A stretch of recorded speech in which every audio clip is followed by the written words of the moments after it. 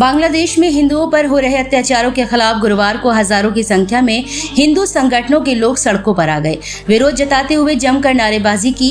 हिंदू संगठन के लोगों ने नारेबाजी करते हुए कहा कि हिंदू हित का हनन हुआ है तो खून बहेगा सड़कों पर। इसके साथ ही भगवान परशुराम के चौक से कलेक्ट्रेट परिसर तक पैदल मार्च किया गया।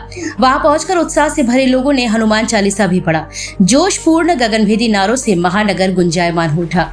हाथों में तख्तियां व मशाले थामे जहन में विश्व हिंदुत्व की भावना के साथ हिंदू रक्षा समिति के बैनर तले हिंदू समाज के हजारों लोग गुरुवार की शाम सड़कों पर उतरे। उन्होंने परशुराम चौक से कलेक्ट्रेट परिसर तक मार्च किया। इस दौरान लोगों ने अपना आक्रोश जताते हुए जमकर नारेबाजी की। आक्रोशित लोग कह रहे थे कि हिंदू हित का हनन हुआ है तो खून बहेगा सड़कों पर। जिलाधिकारी कार्यालय पहुंचकर यह यात्रा एक सभा में परिवर्तित हो गई। वहां राष्ट्रीय स्वयंसेवक संघ के विभाग प्रचारक अखंड प्रताप ने अपने संबोधन में बांग्लादेश में हिंदुओं पर हो रहे अत्याचारों को घोर निंदनीय बताया है। इस प्रकार के कृत्यों को स्वस्थ समाज के लिए हानिकारक बताया है। उन्होंने कहा कि हिंदुओं पर सीमा के अंदर या बाहर अत्याचार किसी भी कीमत पर बर्दाश्त नहीं किया जाएगा।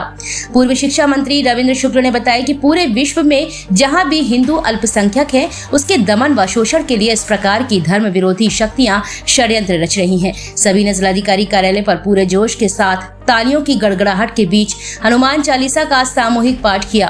वहां जिलाधिकारी की अनुपस्थिति में अपर जिलाधिकारी गौरव पांडे को प्रधानमंत्री नरेंद्र मोदी को संबोधित ज्ञापन सौंपा। ज्ञापन में बताया गया कि पिछले दिवसों में इलेक्ट्रॉनिक मीडिया, समाचार पत्रों व सोशल मीडिया के द्वारा प्राप्त सूचनाओं से ज्ञात हुआ है कि पड़ोसी देश बांग्लादेश में हिंदुओं और अन्य अल्पसंख्यकों पर उनके पवित्र पूजा स्थलों पर लगातार हमले हो रहे हैं। उत्पीड़न, शोषण व मानवीय अत्याचारों से समस्त बांग्लादेशी हिंदू व अन्य अल्पसंख्यक व्यथित व पीड़ित हैं।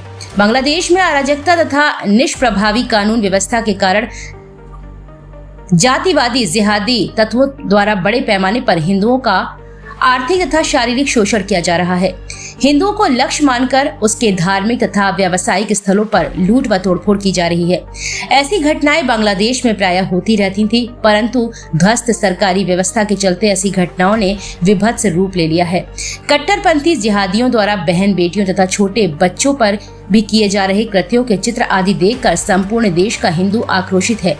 हिंदू रक्षा समिति तथा अन्य हिंदू संगठन बांग्लादेश में व्याप्त इन अमानवीय अत्याचारों व दुर्व्यवस्थाओं से पीड़ित हिंदुओं तथा अन्य अल्पसंख्यक परिवारों व उनके व्यावसायिक धार्मिक स्थलों की सुरक्षा तथा संरक्षण की मांग करते हैं। इस अवसर पर महानगर धर्माचार्य हरिओम पाठक, बसंत विष्णु गोलवलकर, योगी सत्यनाथ, रामेश्वर उपाध्याय, मार्तंड स्वामी, मनोज चतुर्वेदी, सतीश शरण अग्रवाल, शैलेंद्र हेमंत परिहार, अशोक गिरी, मुकेश मिश्रा, प्रदीप सरावगी, अजय तिवारी, सत्य चौधरी, पुष्पेंद्र सौरभ, आदित्य मिश्रा, राजा जोशी, राहुल कंजर, डॉक्टर मुकुल ब्रजेंद्र, अनिल शर्मा, वैभव वयम, अमन वासु, धर्मेंद्र, शशिकांत, कमलेश मिश्रा, मनोज मिश्रा आदि सामाजिक व हिंदू संगठनों के हजारों लोग उपस्थित रहे।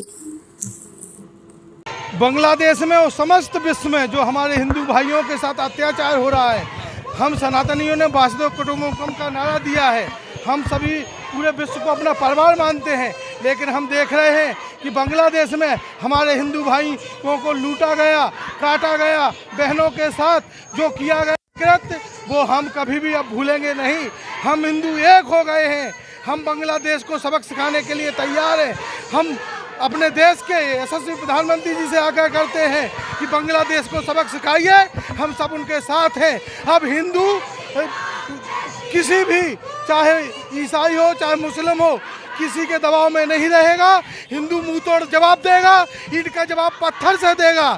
हमारे हिंदू भाइयों को अगर किसी ने सताया तो हम सब एक हैं और संघर्ष करने के लिए तैयार हैं।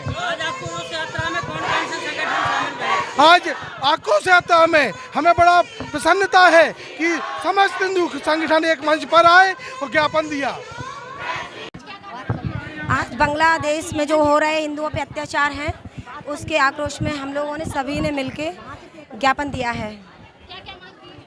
मांग यही की है कि हिंदुओं को सुरक्षा प्रदान की जाए और जो बहनों के साथ गलत अत्याचार हो रहा है, मोदी जी और योगी जी जो बैठे हुए हैं, तो उनके होते हुए फिर भी ऐसा क्यों हो रहा है।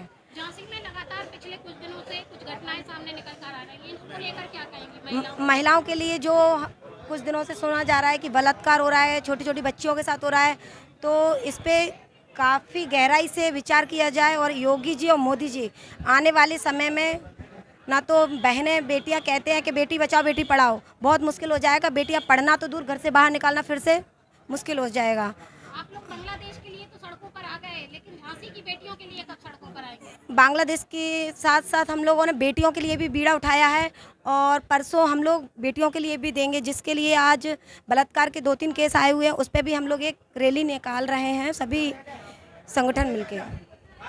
राजपूत है, मैं जिला संयोजका हूँ दुर्गा वाहिनी से। और हम सब बहनें दुर्गा वाहिनी की, मातृशक्ति की, विश्व हिंदू परिषद संघ सब मिलके एक साथ यहाँ पे आके विज्ञापन दिया।